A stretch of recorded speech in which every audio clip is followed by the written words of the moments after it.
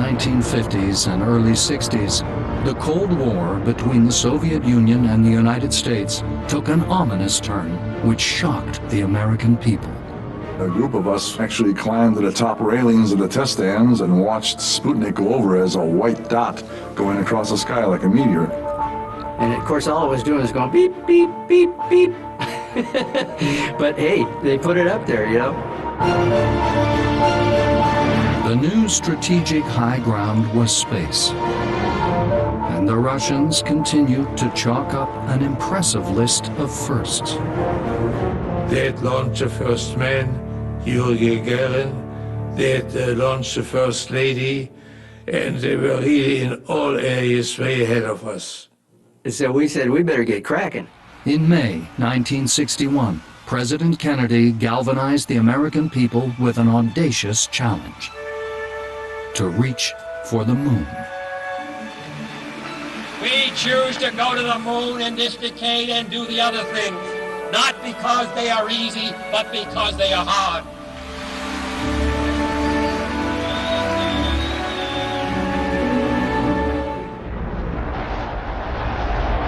During World War II, they built the V-2, the world's first ballistic missile. The people in the United States were very impressed by the capability of the V-2.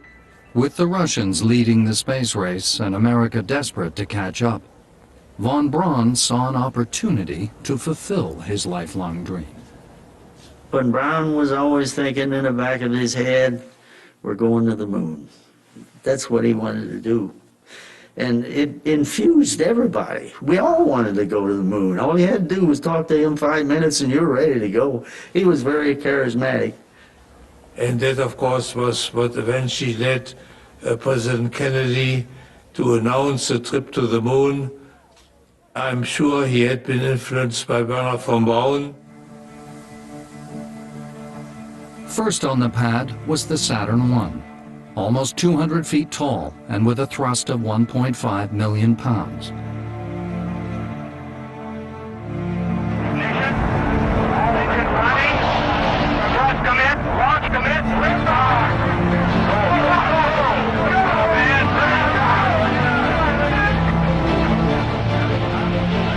The Saturn I successfully demonstrated the key technique, which would be vital in building a much larger moon rocket.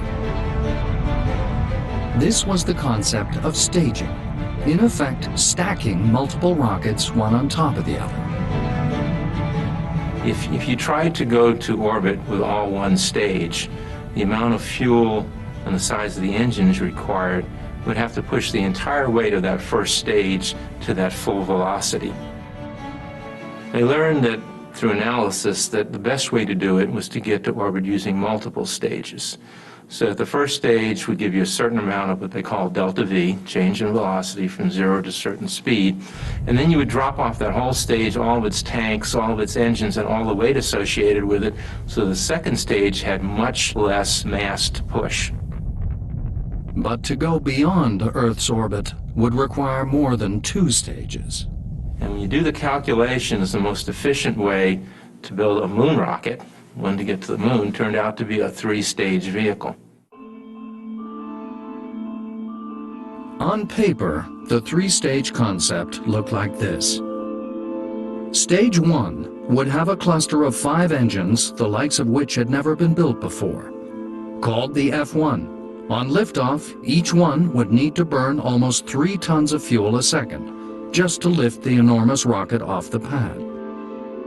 Stage 2 would also cluster 5 engines, the smaller J2. The third stage would use a single J2 engine, which would have to fire more than once, to place the elements of the Apollo spacecraft first into Earth's orbit and then on a course to the moon.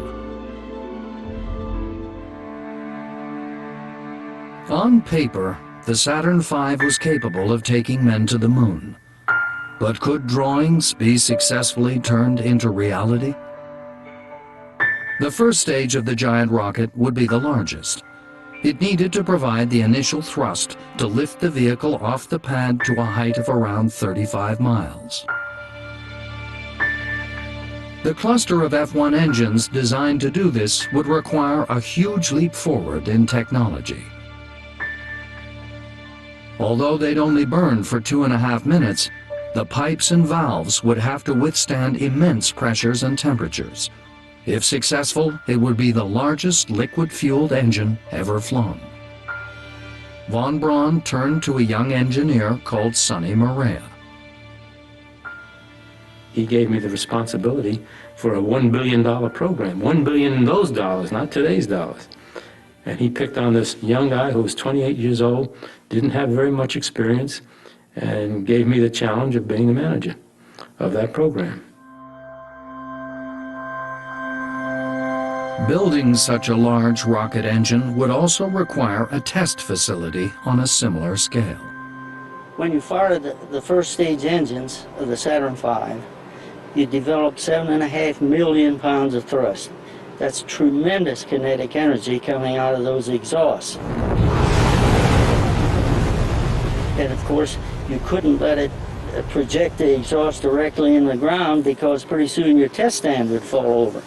So instead, you use a flame bucket to catch the exhaust gases and then deflect them out. But the tests had to continue, and they soon revealed something unforeseen was happening as the fuel burned in the combustion chamber. One of the big problems we ran across was the problem of combustion instability. And by that, we were dealing with rotation of the flame, of the burning process within the thrust chamber of like 2,000 cycles a second. The rapidly rotating flame could destroy the whole engine in a matter of seconds. It was a showstopper, there was no question about it. We had to find a way to make the engine run stable. The thing that was so overwhelming to me was that unless we solved this problem, we would not be going to the moon with a man. Combustion instability took thousands of man-hours and many agonizing months to solve. Keep in mind that back in those days, we were designing rocket engines basically with slide rules. The answer lay in the way the fuel was injected into the combustion chamber. The solution to the problem is shown by that series of copper baffles that you see on the face of the injector. And that particular arrangement baffled the oscillations so that we now had stable combustion. So it was a very nice, unique solution to a very serious problem that was a big showstopper in the program, had it not been solved.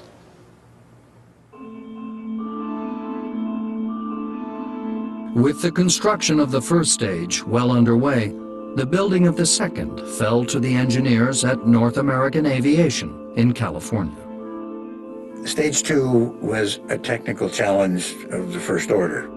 We had some unique manufacturing problems, we had interesting design problems, and it was probably the biggest challenge of the Saturn V. The main headache for the Stage 2 team was that the Apollo spacecraft, the command and lunar modules sitting on top of the Saturn V, kept getting heavier as their designs evolved. That inevitably meant that the rocket below them had to be made lighter. A radical solution was needed to shed weight from the second stage. Normally, 2 separate tanks stored the liquid oxygen and liquid hydrogen fuels, with a temperature difference between them of over 120 degrees Fahrenheit. At both ends of each tank was a strong, relatively heavy, dome-shaped bulkhead. The stage would now have only one tank, and the fuels would be separated by just one divider, known as the common bulkhead. This arrangement had a double benefit. It got rid of one of the heavy bulkheads, and it reduced the overall length of the stage. But it also meant that 2 liquids at vastly different temperatures were right next to each other. But the greatest temperature problem was not keeping the intensely cold liquid fuels insulated from each other. It was keeping both of them from boiling in the hot Florida sun. We insulated the liquid hydrogen tank in the early days with a honeycomb insulation. We put it on in big vacuum chambers, and we sucked the honeycomb down onto the metal, pulled it tight, and let the adhesive set. But all through the early stages, we had problems with the honeycomb insulation popping off the vessel. The engineers realized they were doing something wrong. To fix it, they would need specialist help.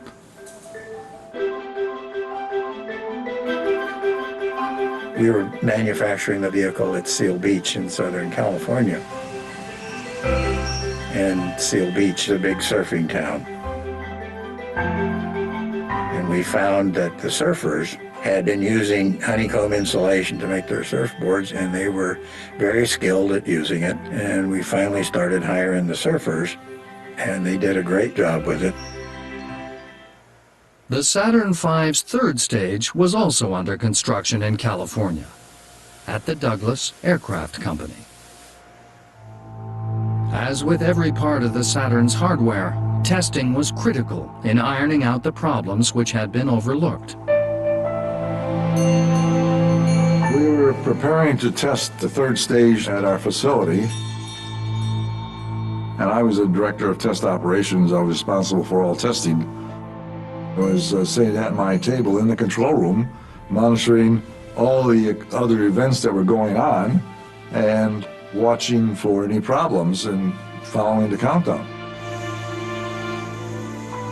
The stage was fully tanked and fully pressurized. We were progressed satisfactorily up until the point moments before ignition, and when we had a component fail.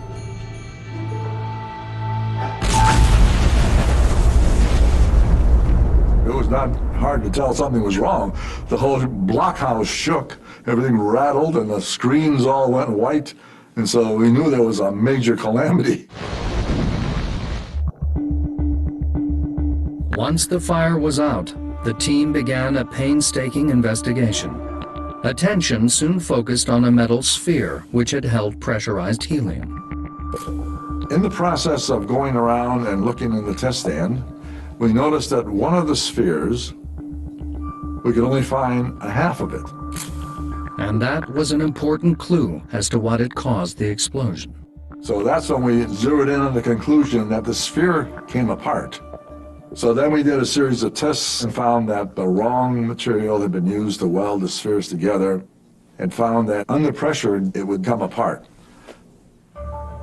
Douglas wasn't the only company having problems with their welds. Welding was the best method for constructing the Saturn V. It was far lighter than using rivets. But thousands of feet of welds were needed, and welding was proving a real problem for engineers like Bob Schwinghammer. We could not weld it. For weeks and weeks we could not weld it. And you know, they kept telling me, if we don't solve this problem, there won't be a Saturn V. In order to save weight, we varied the thickness of the metal from the top to the bottom. And so to weld two pieces together of different thicknesses gives you a different heat flow pattern. It makes the welding all the more difficult. And what we had to do was tear into the welding machines and redesign them ourselves. With time and perseverance, the rocket engineers solved problem after problem. However, time was a luxury the Apollo program did not have.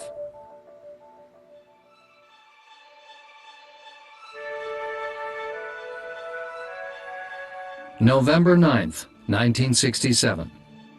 Finally, after more than half a decade of technological achievement, the Saturn V was poised for its first unmanned haul-up test. I looked at it and I remember thinking, you know, my God, we've done this. We've gotten it built and we got one ready to fly.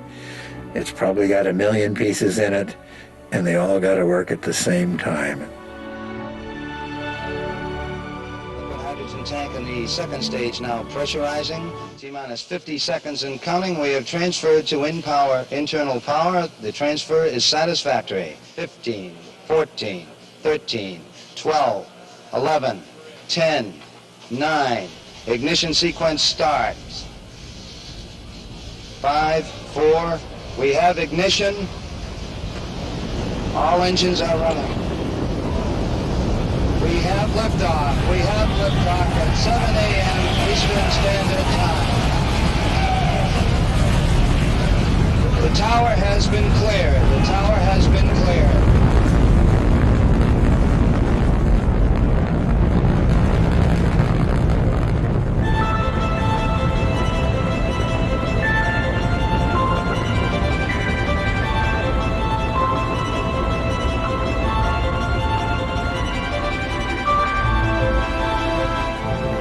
I had never felt this much power and energy from that distance. We were going like, the ground was shaking like an earthquake in California.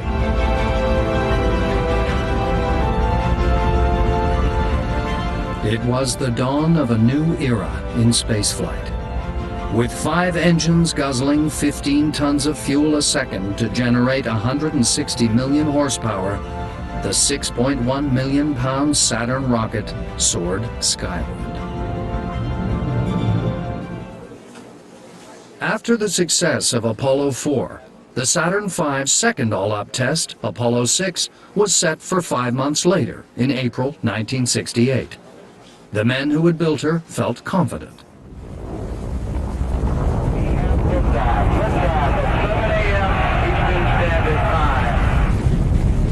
We figured, let's just sit back and relax, because there's no other problem that could occur. I mean, we flew it, we did an all-ups test, and it flew perfectly, and so no problem. Mark, 1 minute 25 seconds, pass-through max Q, still looking good.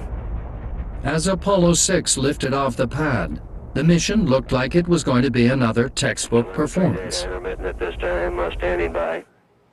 But less than 2 minutes into the flight, things started to go seriously wrong. The engines were firing, and they were vibrating. We expected them to vibrate, and they're attached to a thrust structure. And the thrust structure was being excited by the engines, and it was vibrating. Within seconds, the vibration strengthened and began to oscillate up and down the entire length of the rocket. If you were unlucky enough to get the oscillation in the thrust chamber tuned to the oscillations in the pipe itself, then they would tend to amplify each other. The rocket was experiencing a phenomenon called resonance. An example of that is the opera singer in the wine glass, where she hits a note that's exactly the same frequency that the wine glass will tingle at if you tink it. And if left to its own devices, the resonance can, in essence, destroy whatever it is that's resonating. And all these vibrations came together all at once and created a humongous vibration that moved all the way up to the spacecraft. Within seconds of the first engine shutting down, another J2 engine cut out. Flight booster, go. We've lost engine 2 and engine 3. Lost the engines? That's affirmative. Roger. I think we have 2 engines out. Don't get nervous. Roger, understand. It seemed the unthinkable was about to happen. They were going to lose the Saturn altogether. The stage then, instead of flying its original trajectory naturally with 2 engines out, it keeled over, and eventually, running about parallel to Earth, it righted itself as the remaining engines gimbaled to try to get it righted again. Flight booster 2, we seem to have good control at this time. Roger. Guidance system performing nominally, flight. Roger, you sure, booster?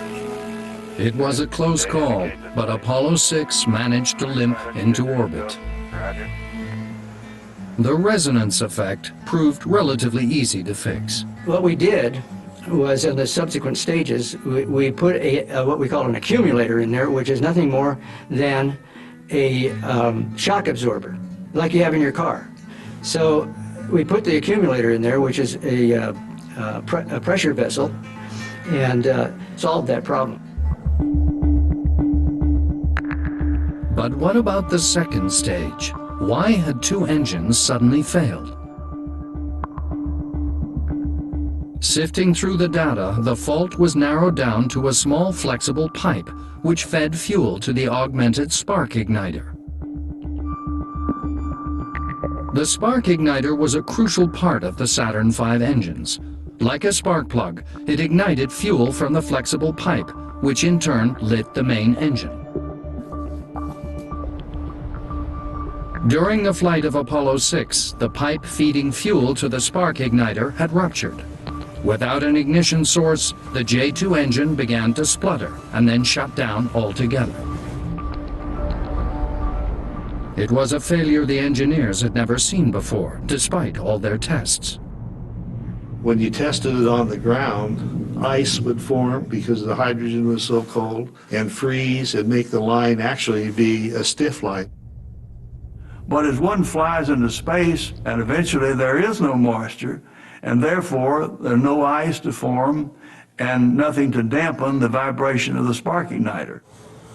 The vibrations had led to the line flexing and rupturing. But why had the second engine failed so abruptly? The fact that the second engine shut down all by itself with no other indication was a complete surprise. We had no idea at the time it occurred that there was anything wrong with the way it was operating. Actually, there was nothing wrong with the way it was operating. The reason for the failure was somewhat embarrassing. The computer sensed that there was a problem with an engine, so it commanded that engine to shut down. But the signal never reached the faulty engine where the pipe had ruptured. Instead, it shut down a perfectly healthy engine. We didn't realize, but the wiring for the two engines had been crossed. A simple mistake had almost wrecked the flight of Apollo 6, but at least the fix was easy. And so what we did was we made sure that the wirings were shortened so that they couldn't cross. So that's what we did. The near failure of Apollo 6 came at a bad time. In 1968, the possibility of America being upstaged by the Russians was still very real. NASA felt they couldn't delay any further. The third flight of the Saturn V would carry astronauts not to orbit the Earth, as everyone had expected, but to orbit the Moon.